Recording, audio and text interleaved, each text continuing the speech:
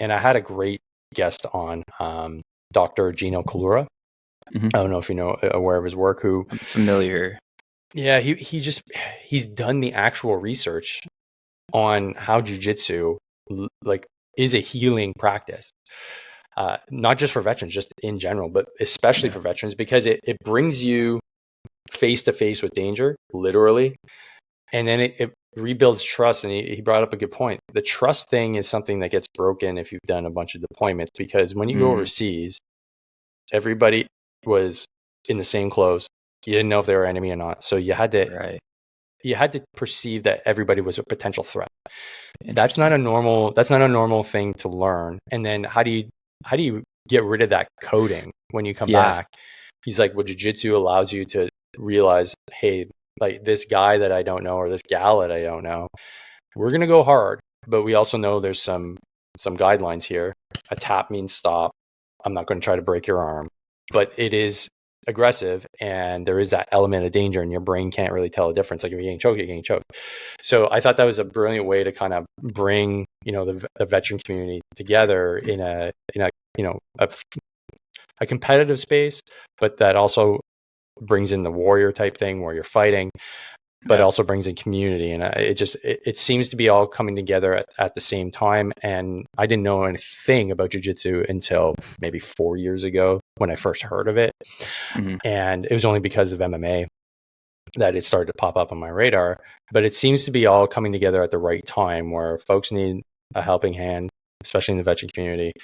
This is providing something that wasn't here for me in the 80s or 90s, and wasn't there for my parents, wasn't there for my dad. So where do you see this going in the future? I mean, I think you're really onto something, man. Like this is really cool. It seems like something like this could definitely, catch the eye of those individuals that are, that hold the keys to purse strings for healing for veterans. But ultimately, like I've talked to many experts, and they say, like, especially for dudes, we need to heal in a community shoulder to shoulder, and it needs to be at a grassroots level. Because if you do that way, rather than have these big, massive programs that basically treat you like you're just a number, as opposed to this, where you're actually doing some work, you're chatting, and like you're saying, you're doing like sweat lodges and stuff like that, and guys are just like all out, just crying and letting it all out. Like, where do you see this going? Do you see this as something that could be like a national level thing? Do you think this is something that would be incorporated at more of a tactical level with like police departments, military units? Like, I'm just curious to know, like, do you see this like going to a next step? It's a good question, because I've spent some time kind of visualizing, thinking about what this can be. But then also, honestly, I've spent most of my time like in the trenches, if you will, of like, I don't have much money in the bank right now, and I have a pregnant wife, and we live in Mexico, where I'm separate from all of my support systems. So like I need to build something that is going to provide for my family. So I actually think that I do probably need to spend more time taking that step back and thinking about where do I want to steer the ship. But to answer your question, I see this as a cultural movement, cultural revolution within jiu-jitsu, and maybe even more specifically within the veteran jiu-jitsu community, where, I want every man, woman, and child on earth to train jiu-jitsu, but I'm not necessarily the guy to like evangelize jiu-jitsu and get people into it. I kind of want to focus my efforts on like dudes who are training, but know that they're missing something. They're missing some sort of connection to something deeper. So I see this becoming like a cultural thing within jiu-jitsu. Like you see dudes with like jiu-jitsu shirts, and like everyone recognizes like, oh, that guy's a purple belt. He's got like whatever shirt on. Like we made gi patches for my retreat. Like I want you to walk into any gym in America and be like, oh, that dude went to the Flow State retreat. Like that's a cool fucking guy right there. Like if I see someone wearing that patch, I know that I can go talk to them about microdosing. I know that I can go talk to that guy about my fucking depression, and I know that he's going to get it because he's on board with this. So kind of big picture wise, that's where I wanted to get to.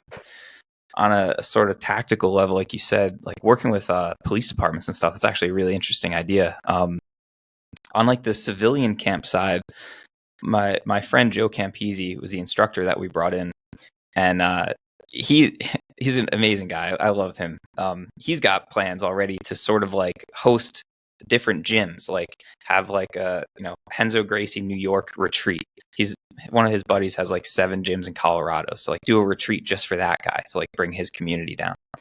So I guess I'm becoming like a retreat organizing company also by accident. It's the best way to be an entrepreneur, man.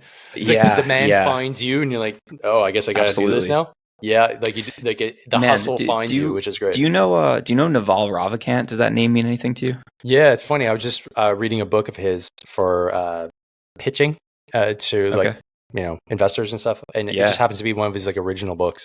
Cool. And so I follow him on dude. Naval's the man. Also, are you familiar with Akira the Don? He's a music artist. Oh man, he popped up on my radar. It's he, right? Popped up on my radar. Yeah, exactly. It's the name's familiar, but again, it's like these things that like because I think we follow the same circles, right? Like it's Joe Rogan. Yeah, 100%. So like the algorithm knows like you're probably going to like this guy. 100%. But the reason I say it, so Akira the Don's this artist who takes like audio clips of like lectures or podcasts or whatever, and he cuts it up into music tracks, and they're fucking awesome. But that's where I like got turned on to Naval. And one of the things that Naval said once was, make a decision to be the best in the world at what you do, and then keep redefining what you do until that statement is true. Right? So I was not the best in the world at being a physical therapist.